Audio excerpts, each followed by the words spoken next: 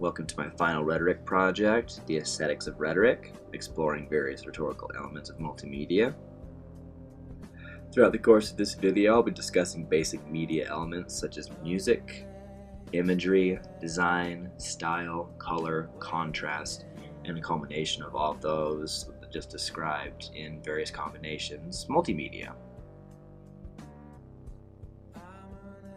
The first video that we're watching right now is a part of what was called the MTV Exit campaign. It was just a means of getting people aware of the exploitation that was occurring across seas in sweatshops, and that's exactly what you see here. One rhetorical device that they're using right now in this video is contrast. Contrast being the state of being strikingly different from something else, typically something in juxtaposition or close association. So on the left, the content of the video, we see a child in what is most likely a typical US suburban neighborhood going about his day. The video itself, as in the medium, what we're seeing, not the content, as compared to the right video, is a lot brighter, conveying a more positive emotion. Alternatively, on the right, the content of the video is an ethnic child in a dingy sweatshop, while the blonde-haired child on the left is engaging in many different activities, getting dressed, eating breakfast, going to school. This dark-haired child, sickly looking, is repeating the same duties over and over again in the sweatshop.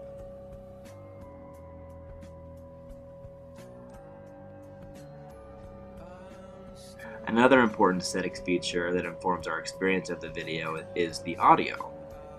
The track contains darker tones and plays them in a minor key, accentuating these darker emotions, and it kind of feeds off of that jarring visual of, the happy-go-lucky child to the left, where you have this poor, sickly child to the right.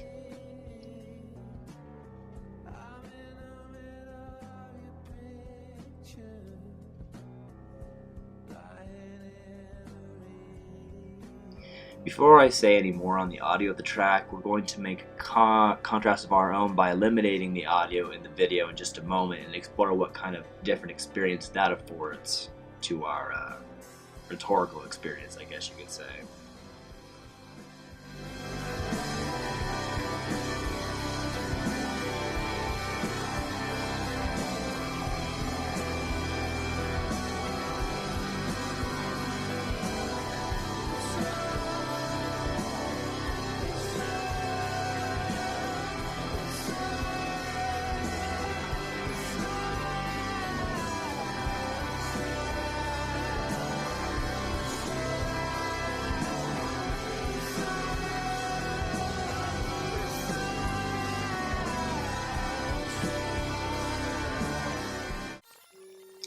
Okay, let's go ahead and spin the track backwards and begin from the beginning. Only this time, what we're going to do, instead of playing the track with the audio, we're going to see what it's like playing without the audio and see what we can figure out.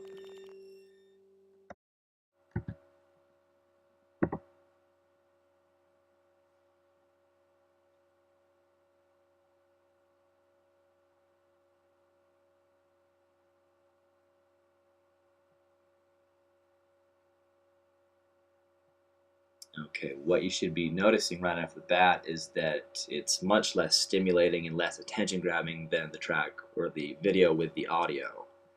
Additionally, it's not as emotionally stirring.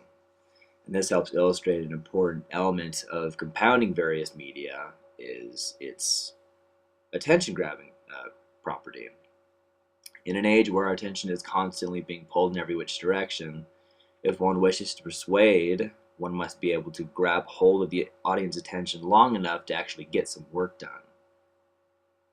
If, say, this were floating around on the internet somewhere, or somebody had posted it up on Facebook and there's no audio, somebody would click play, and within the first 10 seconds, most likely they would have already stopped watching it.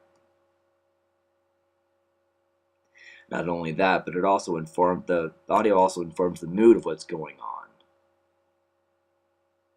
It informs our pathos of how we should be feeling. Okay, we're going to do one less experiment with this video. Instead of doing no audio, we're going to substitute the original audio with something different. something a bit more bright and upbeat, and see how that informs our experience.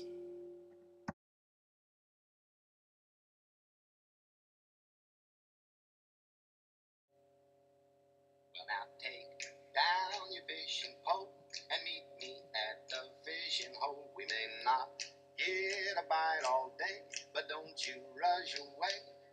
What a great place to rest your bones, and mighty fine for skipping stones. You feel fresh as a lemonade, sitting in the shade.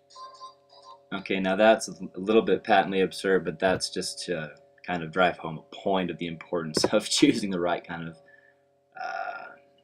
aesthetic elements when you're doing some rhetorical work. So what's going on here is you're getting a confusing message. You have different aesthetic elements working against each other. You have the negative imagery with the positive Andy Griffith Show music.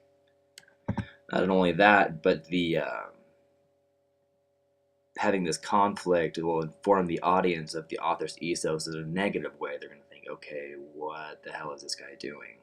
Why do we have all these negative imagery with this very positive, upbeat music? Is it meant to be ironic? It's not entirely clear. And so not only do aesthetics have a way of shaping our emotional response to things, our pathos, but it also plays an important role in informing us of our ethos as well. To call the roll when we get to the fishing hole, that be you, me, and old dog Trey to do the time away.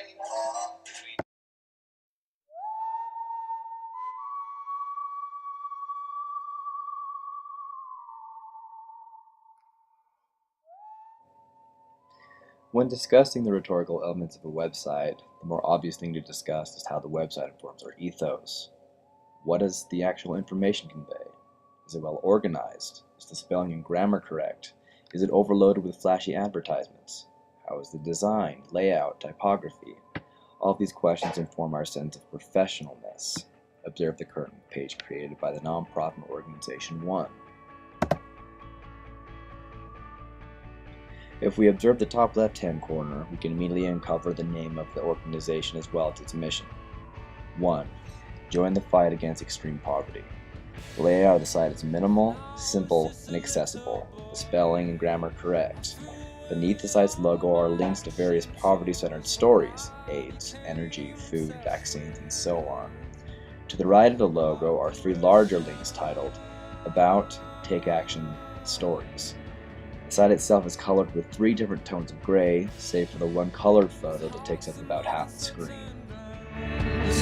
You gotta learn to keep a steady hand, and lost began my morbid fascination. This colored photo has a few dozen African native boys sitting in a circle with their feet in the center, creating yet another circle. This photo is achieving a few different things. First, the symbolism of the circle. The circle is not only a representation of unity, but it also acts to reinforce the branding of the organization. If you look again to the top left-hand corner of the site, you will see the title of the site, One, in the center of the circle. This repeated use of circles reinforces the notion that we are all one. It hopes to move you to donate to the site. Not only does it attempt to add a subtle persuasion of selling you the idea that we are all one people, but it is also simultaneously strengthening the brand.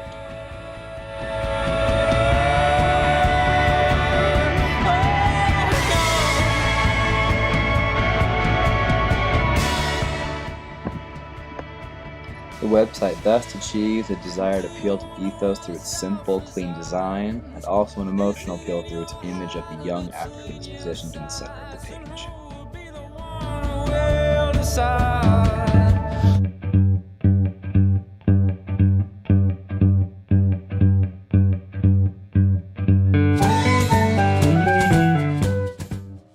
Here we have an exemplar of what it is to be a bad, if not horrendous, website. Like our previous example, this site's design is cluttered, flashy, and confusing. Its color scheme is unflattering, and it takes more than a moment to decipher what the website's actual function is, though we may glean that it has something to do with politics. the site's content is littered with images and names of politicians, random links, and news stories. The eye is led every which way and can't make sense of which direction to actually read the information.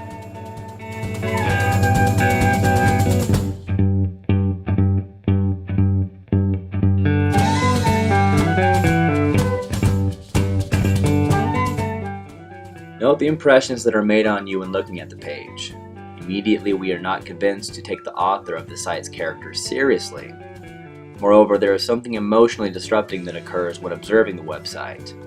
I'm not speaking about the content of the website, more to the offense of our aesthetic sensibilities. Looking at something visually displeasing can cause a negative emotional reaction. In some cases, it may be of deliberate design by the website in order to get some rhetorical work going. In cases like this, however, that is most likely not the web designer's intent. So not only do we disregard the credit of the website because of its design flaws, we are also, in a sense, emotionally repelled because the site visually displeases us.